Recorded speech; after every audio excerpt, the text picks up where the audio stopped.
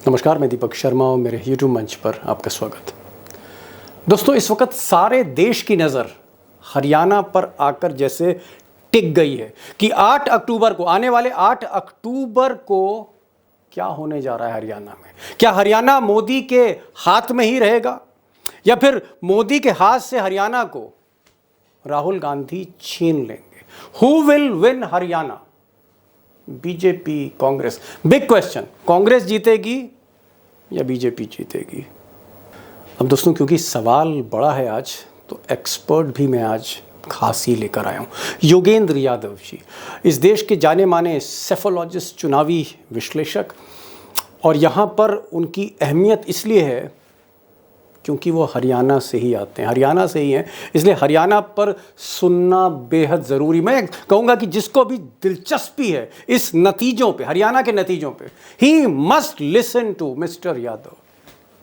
जी हाँ, उनको ज़रूर सुनना चाहिए। और मैं इसलिए भी कह रहा हूँ क्योंकि पिछली बार जब लोकसभा का चुनाव चल रहा था और तमाम कयास लगा रही थी गोदी मीडिया, उस भीड़ के बीच में योगेंद्र यादव जी ने इसी चैनल पर, आपके इसी चैनल पर आकर कहा था, मई में कहा था, काफ़ी पहले, कि मोदी जी 250 सीटों के नीचे जा रहे हैं, 250 सीटों के नीचे जा रहे हैं, 240 पर अटकेंगे। जी हाँ, चुनावी नतीजे आने से काफ़ी समय पहले योगेंद्र जी ने कह दिया था और बात सच्ची साबित हुई। मैं स्वागत करता हूं योगेंद्र यादव जी का, और ये जो इंटरव्यू है इसको आखिर तक देखिएगा। कई चौंकाने वाली बातें आज वो करने जा रहे हैं। कांग्रेस कहाँ खड़ी है, कितनी सीटों तक पहुंच सकती है, बीजेपी के क्या चांसेस हैं, क्या बीजेपी 25 पर ही अटकी रहेगी या ऊपर नीचे हो सकती है, और आखिरी 3-4 दिन में क्या मोदी इस चुनाव को पलट सकते हैं, क्या ऐसा कुछ हो सकता है, कोई करिश्मा हो सकता है। बहुत कुछ वो बताने जा रहे हैं। मैं कोई भी बात, कोई भी खुलासा अभी नहीं बताऊंगा, आपको सुनना पड़ेगा, और योगेंद्र जी को सुनना वैसे भी it's a great opportunity. Let's watch mister Yadav, Yogendra Yadav ji. क्या होने जा रहा है हरियाणा में 8 अक्टूबर को? सुबह सुबह जब हम लोग बैठेंगे, डिस्कशन करेंगे, मशीनें खुलेंगी, 11 बजे तक क्या परिणाम होगा? दीपक भाई, परिणाम क्या होगा ये कहना कठिन है, क्योंकि 3 संभावनाएं। पहली संभावना है कि हरियाणा में कांग्रेस की हवा चल रही, हवा चलेगी ओके। तो मेजॉरिटी आ जाएगी। दूसरी संभावना है कि हरियाणा में कांग्रेस की आंधी चल रही है, आंधी चल रही है तो अच्छी खासी मेजॉरिटी आ जाएगी। और तीसरी संभावना है कि हरियाणा में कांग्रेस की सुनामी चल रही है, और अगर सुनामी चल रही है तो आपको उल्टा गिनना पड़ेगा कि अच्छा, बची कितनी सीटें, कौन कौन सी सीट बच सकती है। दरअसल इसी के बीच में रेंज है, और ये करने के लिए आपको कोई सेफोलॉजिस्ट होने की जरूरत नहीं है। ये बात सच है कि मैं हरियाणा से हूँ, मेरा गांव रेवाड़ी के पास है, उस लिहाज से हरियाणा मेरा डोमिसाइल है। लेकिन वो शरद पवार जी वगैरह से जो तुलना आपने कर दी वो बहुत बड़ी, वो जितना बेहतर जानते हैं उनके मुकाबले। देखिए, आप इस तरह के राजनेता ये से आपकी तो आते हैं मॉडेस्टी तो है आपको सर, अलग। ये जी। आपकी बड़प्पन है कि आप अपने को बड़ा मानते नहीं हो। दिक्कत ये है आपके साथ। मैं कोशिश करता हूँ पाँव जमीन पे रख। तो ये जी। जानने के लिए कि हरियाणा में क्या हो रहा है, आपको कोई सेफोलॉजिस्ट होने की जरूरत नहीं है, कोई काला जादू सर्वेक्षण का करने की जरूरत नहीं। सड़क पे घूमिए, आपको साधारण जनता बता देती है। और तो रेंज यही। तो इसमें एग्जैक्ट सीट कितनी होगी उस फोरकास्ट में तो मैं नहीं जा सकता, इसलिए भी कि पिछली बार आपके साथ कर करा के और इज्जत बचा के और मैंने कहा था कि भैया आगे से ये जबरदस्ती करनी पड़ी लोकसभा चुनाव में, मेरी कोई इच्छा नहीं। जी। लेकिन चूंकि इस देश का पूरा मेन स्ट्रीम मीडिया लगा हुआ था इस देश को झूठ पिलाने में, तो आपकी और जी। मेरी जिम्मेवारी बनती थी कि हम सच बताने की कोशिश करें। तो मेरे को अपना पुराना चोगा पहन के उतरना पड़ा। अब ऐसा करने जी। की कोई न जरूरत है ना इच्छा।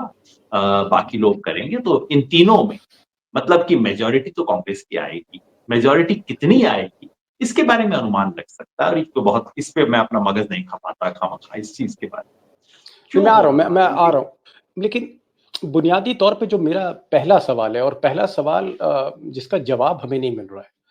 हरियाणा को मोदी जी ने 2014 में जीता लोकसभा में, उसके बाद विधानसभा उसी साल उन्होंने जीती और एक रिकॉर्ड कायम किया, क्योंकि हरियाणा में इस तरह की सरकार हो राज्य में, कभी सोचा नहीं था बीजेपी ने, अडवाणी और वाजपेयी ने भी नहीं सोचा था। तो एक कीर्तिमान स्थापित मोदी करते गए। 2014 में लोकसभा में और फिर उसके बाद विधानसभा में, फिर 19 में भी हमने वही नतीजे देखे और 10 साल की सरकार उन्होंने हरियाणा में दी, जो अब खत्म होने वाली।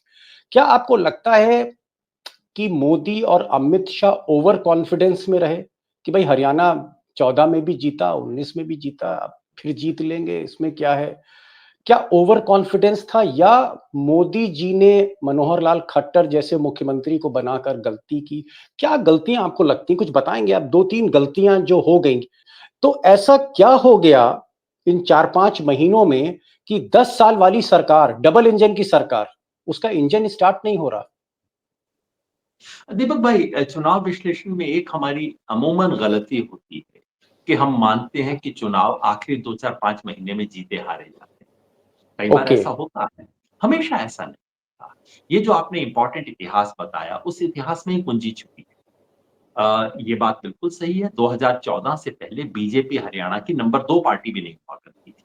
नंबर 3-4 पे उसका नंबर आया करता था। बीजेपी को लोग हँसी-मज़ाक में जीटी रोड वाली पार्टी बोला करते थे। यानी कि हरियाणा का अपेक्षाकृत शहरी, अपेक्षाकृत अगड़ा और अपेक्षाकृत पंजाबी समुदाय जहाँ रहता है, वहाँ की बीजेपी पार्टी हुआ। इस लिहाज से 2014 की सफलता बिल्कुल अप्रत्याशित थी, बहुत ऐतिहासिक थी, बहुत बड़ी थी। लेकिन 2019 की कहानी वो नहीं। 2019 में लोकसभा चुनाव में बेशक बीजेपी ने अपनी सफलता को दोहराया, 10 की 10 सीट इस बार की, पिछली बार 9 थी। 2019 में तो 10 सीट ले ली बीजेपी 10 सीट। ने। लेकिन विधानसभा चुनाव आते-आते मामला पलट गया। बीजेपी को जिसे 58% वोट आए थे 2019 के लोकसभा चुनाव में, विधानसभा चुनाव में आते-आते उसके वोट 38% रह गए और विधानसभा चुनाव में लगभग 80 सीटों पे बढ़त बनाने वाली भी लोकसभा चुनाव में 80 हलकों में बढ़त बनाने वाली बीजेपी विधानसभा में केवल 40 सीट पे सिमट के रह गई। तो मेजॉरिटी नहीं थी पिछली बार बीजेपी, वो तो आखिर में चोर दरवाजे से वो जननायक पार्टी जेजेपी। जेजेपी, दुष्यंत हम्म। चौटाला जी की पार्टी, जिसने बीजेपी का घोर विरोध करते हुए किसानों के बीच सीटें जीती थी, उसने ओवरनाइट पलटी मारते हुए बीजेपी को ज्वाइन कर लिया। तो पहली बात याद रखने की ये कि बीजेपी की दूसरी सरकार का जन्म ही धोखे से हुआ और ओके। इसके लिए हरियाणा की जनता ने उसे माफ नहीं किया। आज जो दुष्यंत चौटाला की स्थिति है, आप देखिए दुष्यंत चौटाला किस तरह के इंटरव्यू दे रहे हैं। आज ही उनका इंटरव्यू छपा है, जिसमें वो लगभग कान पकड़ के माफी मांग रहे हैं कि न न न किसान आंदोलन का विरोध करना मेरी गलती थी, उस समय बीजेपी के साथ रहना मेरी गलती थी। तो ये जो तो इस सरकार दूसरी सरकार का जन्म ही धोखे में हुआ। सबसे बड़ी बात तो ये है। इसलिए जो बीजेपी को सेकंड टर्म मिली, वो सेकंड टर्म दरअसल उस टर्म की शुरुआत ही एंटी इनकम्बेंसी से होती है। तो ये जो 2 टर्म हैं, इस लिहाज से आप ये कह सकते हैं कि लगभग 1 साल पहले हम ये जान रहे थे कि हरियाणा में मिजाज बदल चुका है। तो पहली बात हमने देखी, सरकार की शुरुआत ही इसमें हुई। दूसरी बात ये कि मनोहर लाल खट्टर जी, जिन्हें हरियाणा का कोई जननेता कहने का आरोप आज तक किसी ने नहीं लगाया है। बीजेपी वाले भी आरोप उन पे नहीं लगाते हैं, जननायक, जननेता उनका। वो आरएसएस के प्रचारक थे, बैकरूम बॉय थे, पीछे से चीज़ों को मैनेज किया करते थे। मोदी जी के नज़दीक थे, जब मोदी जी हरियाणा के प्रभारी थे, उस नाते मुख्यमंत्री बन गए। लेकिन दूसरी टर्म और पहली टर्म में उन्होंने कुछ काम किए जिसके लिए लोग उनको श्रेय भी देते हैं। लॉ एंड ऑर्डर थोड़ा इम्प्रूव हुआ और दूसरा नौकरियां दी गई बिना किसी भ्रष्टाचार के, कम से कम एक लोअर लेवल पे कई नौकरियां जी। मिली। लोगों को लगा पहली बार कि भाई नौकरी ठीक ठाक मिल रही। दूसरी टर्म आते आते अहंकार आ गया, जनता से कटाव बढ़ गया। तो मनोहर लाल खट्टर जी, दूसरा कारण मनोहर लाल खट्टर जी का मुख्यमंत्री होना है, जो कि दूसरे टर्म पे बीजेपी के लिए शुद्ध बोझ बनते जा रहे हैं। ओके। रही सही कसर किसान आंदोलन ने। जब किसान आंदोलन जी। हुआ और हरियाणा की बीजेपी हर रोज कोई ना कोई किसान को खड़ा कर देती थी और कहती थी किसान नेता ये है, किसान चोर है, किसान खालिस्तानी है, किसान आतंकवादी है। अरे भाई, जिस आंदोलन की गांव-गांव में आरती पूजी जा रही, को, जिसको मतलब महिमा मंडन कर रहे हैं, अगर आप उसको गाली देंगे तो थूक आपके ऊपर आके गिरेगा। तो जी। ये तीसरी, तो किसान आंदोलन पूरा होते होते बीजेपी के हरियाणा में कमर टूट चुकी थी, वो जी। जनता से कट चुकी थी। और इस स्थिति को समझते हुए बीजेपी ने एक आखिरी दांव खेला, मनोहर लाल खट्टर जी को हटा के नायब सिंह सैनी जी को लाया। अब इसमें कोई संदेह जी। नहीं है। देखिए क्या होता है कि हम मान लेते हैं कि हारने वाली पार्टी का हर दांव गलत था और जीतने वाले का हर दांव सही था, ऐसा होता नहीं है। नायब सिंह सैनी को लाना बीजेपी की तरफ से समझदारी का काम था, और नायब सिंह सैनी ने जो थोड़ा-सा समय मिला, उसमें कोशिश की दोबारा एक थोड़ा जनता से कनेक्ट करने की, कुछ थोड़ा बेहतर योजनाएँ लाने की। लेकिन इतना नेगेटिविटी आ चुकी थी कि उसको आप आखिरी 6 महीने में पलट नहीं सकते। तो ओके। Basically okay. ये उन चुनावों में से एक है, जिनकी घोषणा होने से पहले उसका निर्णय हो चुका था। ओके। अगर एक पॉपुलर मेटाफर में कहूँ, तो किसान, जवान और पहलवान, इन तीनों ने इस चुनाव का फैसला चुनाव शुरू होने से पहले कर दिया। बिग थिंग आपने कहा कि किसान जिनका आंदोलन था काले कानूनों को लेकर, देन आपने कहा जवान अग्निवीर को लेकर, और फिर आपने कहा पहलवान जो हमने फोगाट और इन सब के धरने देखे। बड़ी बात आपने ये कही कि मनोहर लाल खट्टर का जो पहला टेन्योर था उसमें वो थोड़ी बहुत उन्होंने नौकरियां दी, कुछ काम किया, लेकिन सेकंड टेन्योर आते आते बहुत ज्यादा घमंड, अभिमान, अहंकार आया, और वो उनके डाउनफॉल का कारण बना। मोदी ने भी उस चीज को समझा कि हाँ, इनको हटाना ही बीजेपी के लिए बेहतर होगा। लेकिन दोस्तों एक बात योगेंद्र जी बड़ी कह रहे हैं, एक नई बात इन्होंने कही कि चुनाव आखिरी 5 महीने में हारे और जीते नहीं जाते। जहां नेक एंड नेक फाइट है वहां हो सकता है, लेकिन हरियाणा का चुनाव 5-6 महीने वाला चुनाव नहीं था। इसमें कहीं ना कहीं 2019 से दोबारा जब खट्टर साहब बने थे तभी से जनता मन बना रही थी, और जो गलतियां होती गई किसानों को लेकर, पहलवानों को लेकर, जवानों को लेकर, वो एक जगह आके कंसोलिडेट हो गई। ये योगेंद्र जी कह रहे हैं। योगेंद्र जी, मेरी बहुत से पत्रकारों से लगातार बात हो रही है, और कोई हिसार से जुड़ता है, कोई रोहतक से जुड़ता है, रोज मैं शो भी करता हूँ। एक बात वो कह रहे हैं और मैं उस पर जरूर आपसे जवाब चाहूंगा। वो कहते हैं कि 25 से ज्यादा बीजेपी नहीं जा रही, 90 सीटों वाले हरियाणा में उनका ये कहना है। कोई कहता है 25 तक पहुंच जाए तो चमत्कार होगा, कोई कहता है 20 तक टिक जाएगी, कोई 15 कह रहा है। 25 से आगे बीजेपी को अभी तक किसी पत्रकार ने, टिल नाउ, किसी ने 25 के आगे बीजेपी को नहीं कहा। तो क्या आप सहमत हैं कि बीजेपी की जो ताकत है पहले से आधी हो चुकी है, और 40 की जगह ये बीजेपी 25-25 के नीचे जा सकती है, ऐसा आपको लगता है? क्योंकि आप तो हरियाणा को हथेली की तरह जानते हैं। अ, मैं सीटों की भविष्यवाणी में नहीं, पढ़ूंगा मैंने नहीं। कहा जो पत्रकार कह अ, रहे हैं, जितने लोगों से लेकिन मेरी ये बात हो रही जो डेली। मैंने जो 3 बातें कही हैं, या तो हवा है, या आंधी है, या सुनामी। अब अगर हवा है तब बीजेपी 25 के करीब सीट ले पाएगी, और अगर उससे अधिक है तो 25 का सवाल ही नहीं होता है ना? ये हम ओ माय गॉड। देखिए, क्या होता है कि ये तो हम अगर हवा है तब भी, जिसका मतलब है कांग्रेस को 50-55 सीट आए। अगर आंधी है तो समझ लीजिए 60-65, और अगर सुनामी है तो 70-75 या उसके भी पार। मतलब ये स्थिति है। तो ये बिल्कुल बहुत ही एक तरफ़ा इलेक्शन है उस मायने में। ज़मीन पे कई बार दिखता नहीं है, क्योंकि वोटों में फासला कम होता है, सीटों में फासला बहुत ज़्यादा हो जाता है। वोटों में हो सकता है कांग्रेस आज की तारीख में बीजेपी से कोई 8-10% आगे चले। लेकिन जो पार्टी 8%। 8 वोट के परसेंटेज, वोट शेयर। और हमेशा हरियाणा में विधानसभा चुनाव जो होते हैं, उसमें अ, खे कुछ ना कुछ वोट टूटते हैं, कटते हैं, इंडिपेंडेंट है, रेबेल है, इनेलो भी लगी है। जजपा तो हो सकता है पूरी तरह खत्म हो जाए, इनेलो एक आधी सीट निकाल लेगी। तो आप ओ माय समझिए गॉड। 90 में से, आप कह रहे हैं 90 इनेलो में खत्म हो सकती है? जजपा जजपा तो लगभग खत्म होने के कगार पे है, क्योंकि दुष्यंत चौटाला। इतना गुस्सा है। देखिए, दुष्यंत चौटाला जी की जजपा पार्टी, जो पिछली बार 10 सीट लाई थी, जो किसान समुदाय था उसका सहारा लेके, उसमें एक अचानक नए लड़के की लोकप्रियता उसका सहारा लेके, और अब जिन लोगों ने सर माथे पे बैठाया था दुष्यंत चौटाला को रातों रात, उनके मन में इतना गुस्सा है, गाँव में नहीं घुस पा रहे हैं इस वक़्त तो। तो आप मैं इसका सब का ज़िक्र इसलिए कर रहा था कि 90 सीट में आप समझिए 8-10 सीट आप इस सब चीज़ों के लिए निकाल दीजिए, रेबेल, छोटी पार्टी, इन सब के लिए 8-10 सीट निकाल दीजिए, तो बच गई 80 के करीब सीट। अब बिल्कुल। 80 में अगर कांग्रेस लेती है 50-55, तो बीजेपी के पास तो 25 ही बची ना, और जी। ज्यादा तो बचती नहीं है। और अगर 55 कांग्रेस पहुंच गई मान लीजिए 60-65 पे, तो 15 ही बचती हैं, और अगर कांग्रेस 70 पार कर गई तो 10 भी नहीं बचेंगे। 10% वोट का जो फासला है, वो फासला आंख से देखने में कम महसूस होता है, लगता है कि हाँ थोड़ा आगे है, इतनी भी ज्यादा नहीं, थोड़ी आगे। लेकिन सीटों में उसका परिणाम ये होता है कि एक के जो हाथ में सिर्फ एक चौथाई बच जाती है, दूसरे को तीन चौथाई।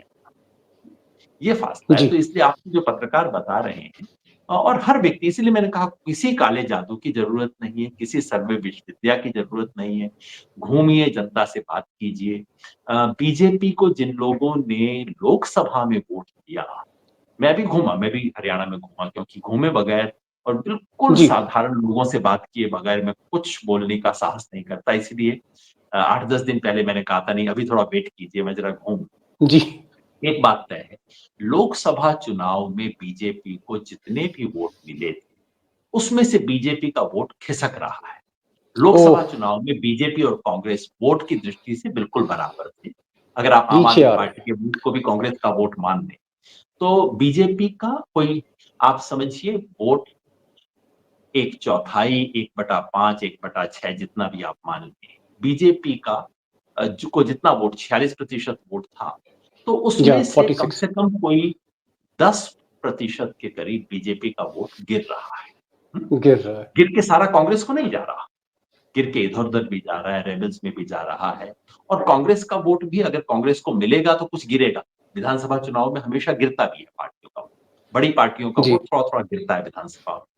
तो कुल मिलाकर कांग्रेस जो है बीजेपी पर, कांग्रेस का जो कोर वोटर है, वो उसे छोड़ देता है। जितने भी घूमे हमने, तमाम लोगों से बात की। एक आधी जगह पे जहाँ कांग्रेस का बहुत ही खराब कैंडिडेट दे दिया है, रेबेल कैंडिडेट बहुत महत्वपूर्ण है, वहाँ पे लोग कह रहे हैं कि भई लोकसभा में कांग्रेस को दिया था लेकिन इस बार नहीं। लेकिन बतौर पार्टी कोई नहीं कह रहा कि भई इस बार कांग्रेस पार्टी को वोट, जबकि ऐसे जी। बहुत लोग आपको मिलेंगे जो कहेंगे लोकसभा में बीजेपी को वोट दिया था, पर नहीं जी अब तो कांग्रेस की बारी है देखो। और एक ये जी। ज़मीन पे सेंस हो गया है कि अब तो कांग्रेस आ रही है। तो आ रही आखिर में जो भेड़चाल वाला भी हो जाता है ना आखिरी 10 दिन के अंदर, और वो जो एक भारत के वोटर का एक बहुत है। ही जी। विचित्र सा तर्क होता है कि देखो जी वोट वेस्ट करने का क्या फ़ायदा जी, कांग्रेस ही जीत रही है जी, उसको ही देना है। तो वो वाला हुँ। तर्क भी अब कांग्रेस के पक्ष में काम करने लग गया है। इसलिए मुझे जी। हैरानी नहीं होगी अगर आखिरी दिनों में मामला और बढ़ जाए। आखिरी दिनों में मामला और तेज़ हो, हवा और तेज़ हो और योगेंद्र जी कह रहे हैं कि ये जो हवा है ये आँधी है या सुनामी है, ये तो आखिर में ही पता लगेगा लेकिन कांग्रेस का अपर एज है, ये योगेंद्र जी इस पर असर्ट कर रहे हैं। एक चीज़ यहाँ पर मैं आपसे ज़रूर पूछना चाहूँगा क्योंकि आप हरियाणा की पॉलिटिक्स पर तो निगाह रखते ही हैं और क्योंकि आप हरियाणा से हैं, आप नेशनल पॉलिटिक्स को भी समझते हैं और जो लीडर्स हैं, उनको भी कहीं न कहीं आपके ज़हन में रहते हैं। मोदी जी ने 2 रैलीज़ अब तक करी, फिर रैली उनकी शुरू हो रही है। पहली 2 रैलीज़ में नरेंद्र मोदी उनके रैलीज़ में क्राउड नहीं दिखा, मतलब कुछ कुर्सियाँ खाली थी, हमें विजुअल्स भी मिले। अब मुझे थोड़ा-सा यकीन नहीं हुआ योगेन जी कि जिस मोदी ने 2013 में जब वो प्रधानमंत्री के उम्मीदवार बनाए थे, पहली रैली रेवाड़ी में करी, जहाँ से आप आते हैं। वहाँ इतनी भीड़ थी कि मुझे नहीं लगता कि इतनी बड़ी रैली हाल-फिलहाल में हुई होगी। रिकॉर्ड तोड़ दिया और वहीं से उन्होंने अपना एक तरह से आप कह सकते हैं लॉन्चिंग पैड बना लिया हरियाणा को। आज जो आदमी लाखों की भीड़ ला रहा था, वो 10,000 लोग इकट्ठे नहीं कर पा रहा। मिस्टर मोदी डबल इंजन की सरकार, सब कुछ है उनके हाथ में। ऐसा क्या हो रहा है कि आज मोदी जी ही को सबसे मुश्किलों का सामना करना पड़ रहा है हरियाणा में? इसमें कोई शक नहीं है, वो चाहे मोदी जी हों, शाह साहब हों, उस तरह का उत्साह जनरेट नहीं कर पा रहे हैं। हालाँकि मैं आजकल ये भी कहता हूँ दीपक जी कि केवल रैली में संख्या के हिसाब से ना देखें, मतलब मैं दूसरी बात कहता हूँ वो ये कि रैली में किसी ने बहुत बड़ी संख्या जुटा ली, उससे लोकप्रियता आजकल साबित नहीं होती। वो उसकी मैनेजमेंट की स्किल्स का, उसके पैसे का, उसके संगठन का, इस सब का एक रिफ्लेक्शन होता है। और आजकल वो ज़माने चले गए जब लोग किसी नेता को सुनने जाया करते। अब कोई जाता नहीं है, लोग लाए जाते हैं। खैर वो एक अलग बात है, लेकिन अगर आप लाए जाने की कोशिश के बावजूद भी अगर आप भीड़ इकट्ठी नहीं कर सकते, जब जी। सरकार आपकी, पैसा आपके पास, मीडिया आपके साथ, प्रधानमंत्री आ रहे हैं उसके बावजूद आप जनता इकट्ठी ना कर पाए तो फिर ये तो बिल्कुल एक स्पष्ट संकेत बन जाता है। मोदी जी समझदार आदमी हैं, राजनीतिक रूप से उनको भी दिख रहा है कि क्या हो रहा है, तो ज़ाहिर है आने वाले कुछ दिनों के अंदर हम कुछ और हमले देखेंगे। एक बात मोदी जी के बारे में ज़रूर कहनी चाहिए उनकी प्रशंसा में, वो ये कि वो हारे हुए मैच में भी आखिरी ओवर तक, आखिरी बॉल तक बैटिंग कर आखिरी। और इतनी गंभीरता से कर मैदान छोड़ते नहीं। तो और जी। जो उनका तरीका है, अब वो क्रॉस बैटेड खेलना उनका स्टाइल है, तो कुछ ज़रूर आने वाले दिनों में हिंदू-मुसलमान होने ही वाला है, आप पहले से मान के चल जी। सकते हैं। कुछ ना कुछ बड़ी बात ऐसी करने ही वाले हैं। जी। लेकिन शायद वो भी जानते हैं, इतनी राजनीति वो समझते हैं कि ये खेल जो है हाथ से फिसल चुका है। अब जो हाथ है से। वो भागते भूत की लंगोटी बचाने वाला खेल। योगेश जी कह रहे हैं कि एक तरह की औपचारिकता उनको लग रही है और उनका ये मानना है कि मोदी जी को इल्म हो गया है, एहसास हो गया है कि हाथ से ये गेम निकल रहा है, गेंद निकल चुकी है। एक चीज़ यहाँ पर थोड़ा-सा मैं कांग्रेस पे पूछना चाह रहा हूँ क्योंकि उसको भी पार्टी को भी आप ट्रैक करते हैं, पॉलिटिकल एक्टिविटीज़ को आप ट्रैक करते हैं। कुमारी शैलजा एक बहुत बड़ी दलित फेस है, मैं तो कहूँगा हरियाणा नहीं, नॉर्थ इंडिया की। और अगर आप महिला जोड़ दें तो फिर हिंदुस्तान में उनका नाम शुमार होता है दलित लीडर्स में। ये हमको मानना लेकर पढ़ी लिखी हैं, एक्सपीरियंस्ड हैं, बातचीत और राजनीति समझती हैं। कुमारी शैलजा का जो ये एक अंदर ही अंदर आप कह सकते हैं मनमुटाव हुआ भूपेंद्र हुड्डा के साथ, जो एक हैवीवेट प्रधान चीफ मिनिस्टर बनने के उम्मीदवार हैं वो। ये जो भूपेंद्र हुड्डा वर्सेस शैलजा था, यानी जाट वर्सेस दलित, इसको लोग कह रहे थे। क्या आपको लगता है कि ये जो राहुल गांधी ने वहां पर जाकर कंप्रोमाइज करा दिया, दोनों को एक मंच पर लिया, क्या ये अदावत कम हो गई है योगेंद्र जी? क्या या फिर अभी ये अदावत बढ़ेगी, या आपको लगता है कि एक सीज फायर हो गया, युद्ध विराम हो चुका है? देखिए दीपक जी, इसमें कोई अंदरूनी बात तो थी नहीं, ये सारी बातें अखबारों में थी, हर एक को पता था। और ये केवल 2 फैक्शन नहीं, कई बार हरियाणा में तीसरे फैक्शन रणदीप सिंह सुरजेवाला जी के फैक्शन का भी ज़िक्र होता है। और अखबारों की बात माने तो इस बार टिकट डिस्ट्रीब्यूशन के अंदर हुड्डा जी के अधिकांश लोगों को टिकट मिले और जिस तरह से अखबार कहते हैं कि सुरजेवाला जी और शैलजा जी जिन कैंडिडेट्स पे आग्रह कर रहे थे, उनको जितनी उनकी अपेक्षा थी, जितना उनका दावा था, उससे कम उनको सीट उसके कारण खींचतान थी, शैलजा जी ने अपनी नाराज़गी ज़ाहिर की और बीच में कुछ बदतमीज़ी भी उनके साथ की गई।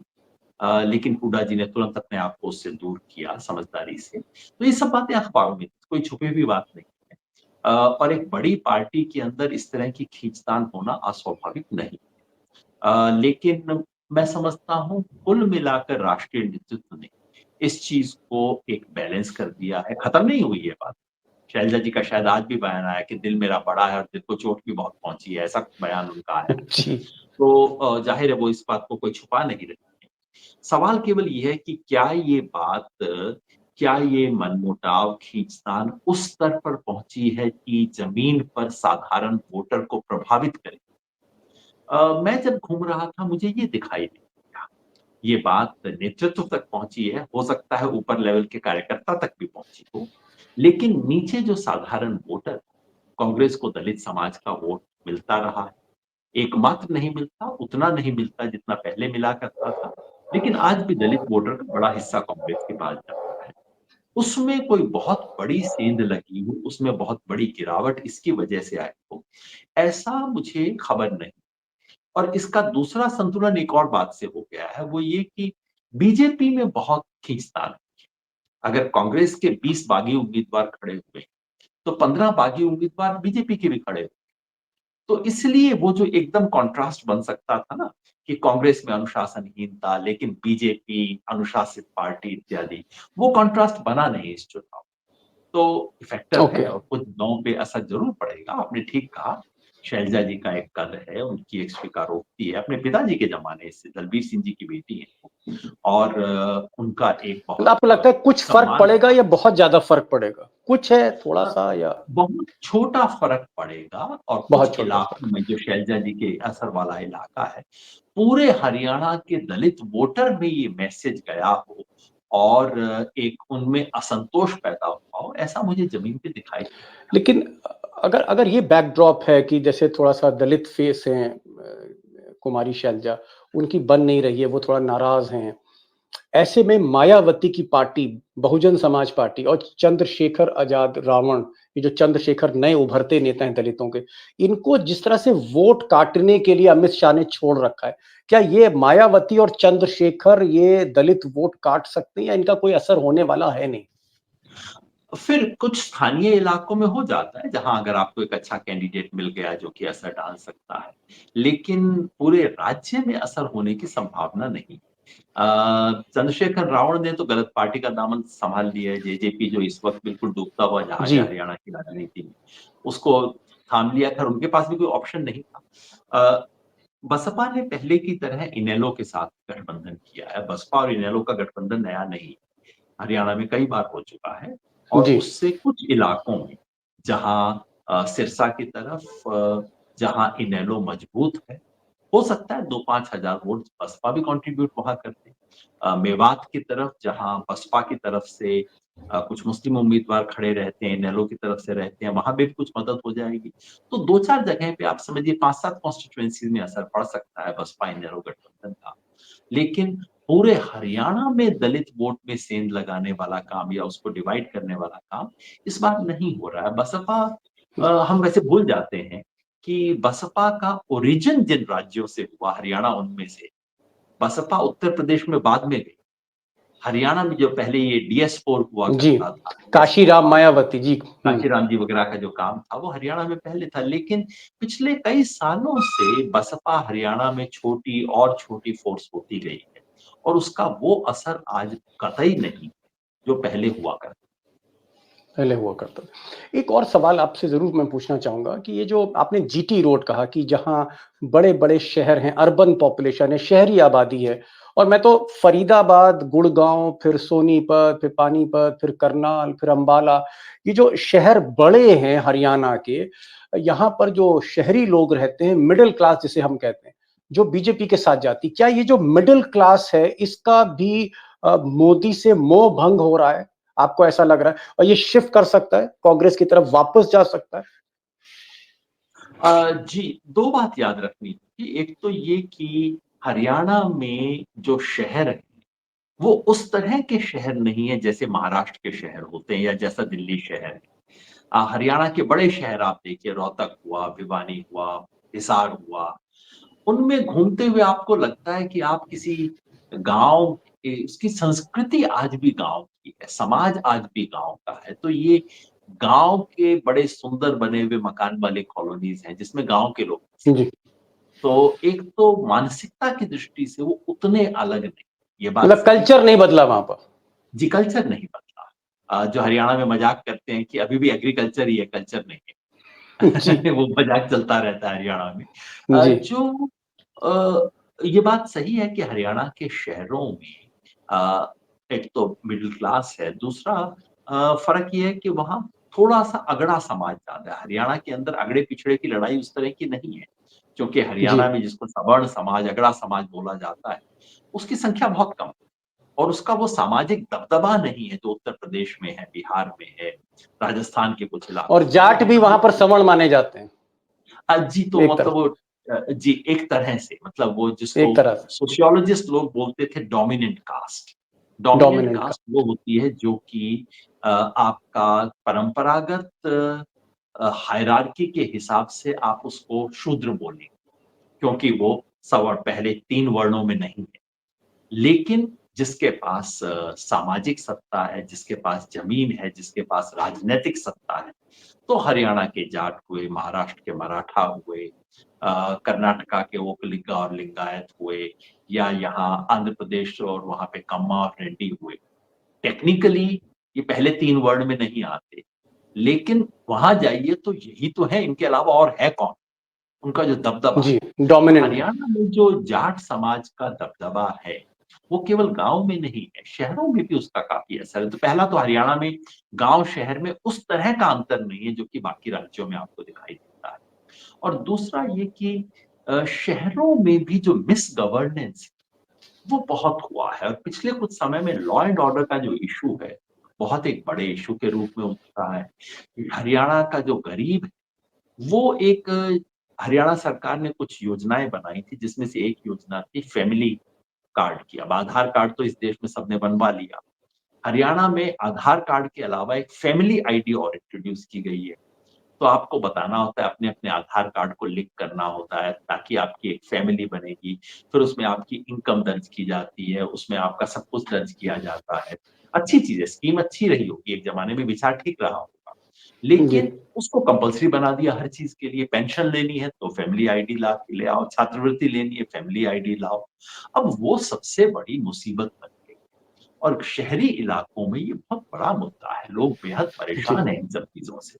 तो शहरों में भी आज बीजेपी के राज को लेके गहरा असंतोष है। तो ये बात ज़रूर है कि मतलब अपेक्षाकृत आप ये कहना बीजेपी की चाह रहे हैं कि परफ़ॉर्मेंस जो थोड़ा-सा बेहतर होगी। खट्टर साहब ऑनलाइन हरियाणा को लाने की कोशिश कर रहे थे, वो ऑनलाइन के चक्कर में ऑफलाइन हो गए।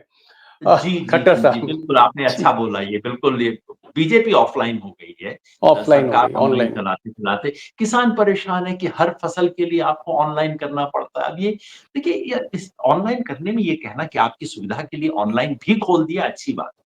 लेकिन ये कहना कि ऑनलाइन ही से रास्ते से आएँगे, जहाँ कंप्यूटर नहीं, जहाँ ये जानकारी नहीं, उस तरह की पढ़त-लिखत नहीं, उसके ऊपर ये लाद देना, ये चंडीगढ़ में बैठे हुए ब्यूरोक्रेट्स के लिए अच्छा है, लेकिन समाज तो इसे पसंद नहीं करता। जी, जी, सही कह रहे हैं। एक एक असली सवाल पर मैं आ रहा हूँ। असली सवाल मेरा ये है कि जितने लोगों से अभी तक मैंने बात करी, चाहे वो बीजेपी के हों, चाहे वो कांग्रेस के हों, चाहे वो एक्सपर्ट्स हों, चाहे पत्रकार हों, सबका मोटा-मोटा यही मानना है कि भाई कांग्रेस को एज है, कांग्रेस जीत रही, बीजेपी की हालत ठीक नहीं। तो मैं ये मानता हूँ अगर मैं इन सारे इनपुट्स पर एक कंक्लूजन निकालूँ, निष्कर्ष निकालूँ तो ये है कि साहब मोदी के हाथ से हरियाणा जा रहा है। मेरा सवाल ये है कि अगर जो परफॉर्मेंस मोदी जी की अभी थी लोकसभा के चुनाव में 4 जून को, 4 जून को जो नतीजे मोदी जी के पक्ष में नहीं गए, 240 पर आ गए, बैसाखियों का उनको सहारा लेना पड़ा और उसके बाद ये हरियाणा की हार और जम्मू कश्मीर में तो खैर बात ही ना करें, वहां तो और भी ज्यादा हालत खराब है। जम्मू कश्मीर और हरियाणा ये 2 राज्य मोदी के हाथ से निकलते हैं, तो योगेंद्र जी ये मोदी को आप फिर कहां खड़ा पाते हैं आप? If losing 2 states Haryana, Jammu Kashmir. देखिए जम्मू कश्मीर में सच बात ये है कि कश्मीर वैली में तो बीजेपी कॉन्टेस्ट में ही नहीं। देश जी। को कहने के लिए, डायलॉग देने के लिए बहुत अच्छा है, 370 से ये हो गया है, पूरा कश्मीर वैली एकदम खुश है, जनता हमारे साथ है। लेकिन सच्चाई उस दिन पता लग जाती है जब आप अपना कैंडिडेट नहीं दे सकते वहाँ। भई जनता इतनी साथ है आपके, 370 से आपने बिल्कुल बाहर जी। ला दी है वैली के अंदर, तो वैली में अपने उम्मीदवार खड़ा कर दो ना, लोग गले लगा-लगा के उसको एमएलए बनाएँगे। हिम्मत नहीं होती इनका अपना कैंडिडेट देने की, तो असलियत तो पता उस दिन लग जाती है। तो खैर वहाँ जब आप वैली में कॉन्टेस्ट ही नहीं कर रहे सीरियसली, तो जम्मू कश्मीर में मेजॉरिटी वगैरह लाने का तो सवाल ही नहीं होता है। तो जो और कुछ भी और जम्मू में भी क्या हुआ है, शुरू में जम्मू के हिंदू को लगा, वो उसी उत्साह में था कि हाँ भाई ठीक है 370 आ गया, ये हो गया, सबक सिखा दिया। बाद में उसे पता लगा कि इसका शिकार तो मैं भी हूँ। मुझे भी 370 के चलते विशेष नागरिकता थी, जम्मू के हिंदू को विशेष अधिकार थे ज़मीन पे, सब चीज़ों के। और जब बाहर के लोगों ने आके जम्मू कश्मीर में संपत्ति खरीदनी शुरू की, तो वो संपत्ति श्रीनगर में जाके नहीं खरीद रहे, कश्मीर वैली में नहीं खरीद रहे। सारा बाहरी लोगों का आगमन तो जम्मू में हो रहा है। तो इसलिए जम्मू में भी अकबकाहट शुरू हुई है। खैर तो जम्मू कश्मीर में बीजेपी का बहुत अच्छा परफ़ॉर्म करने का ख़ास मतलब नहीं होता है। जी। वो अपने दूसरे इनडायरेक्ट प्रॉक्सीज़ की मदद से वहाँ पे कुछ खेल खेलने की कोशिश कर रहे हैं। हरियाणा में अगर कांग्रेस 45-50 सीट लाती है तो फिर भी बीजेपी हाथ झाड़ लेगी कि ठीक है यार, वैसे पार्लियामेंट्री इलेक्शन में हुआ था वही रिपीटेशन। जी। लेकिन अगर ये मामला 55-60 या इससे आगे बढ़ता है, तो जो राजनीति समझने वाले लोग हैं वो कहेंगे यार लोकसभा में जो कुछ भी हुआ, उसके बाद से आपकी गाड़ी जो है डाउन जा रही है। ये ओके। देखिए राजनीति शेयर मार्केट की तरह होती है। इम्पोर्टेंट बात ये है कि आपका स्टॉक अप है कि डाउन। अब 5% है या 8% है, 15% है, फ़र्क नहीं पड़ता। अप हो के डाउन हो, इससे share market, stock market decide कर देती है कि फला कंपनी तो डाउन जा रही है। तो हरियाणा में अगर कांग्रेस 55-60 या इसके ऊपर निकलती, तो मैसेज क्लियर होगा कि भई लोकसभा चुनाव के बाद भी आपके डूबने का सिलसिला जारी है।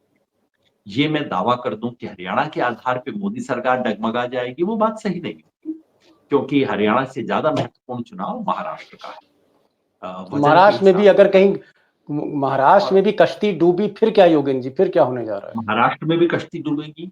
और झारखंड। राजनीतिक बैलेंस की दृष्टि से झारखंड इसलिए महत्वपूर्ण है क्योंकि झारखंड में लोकसभा चुनाव में बीजेपी आगे थी, है ना? हरियाणा में ओके। बराबर थी, महाराष्ट्र में बीजेपी एनडीए हारा था।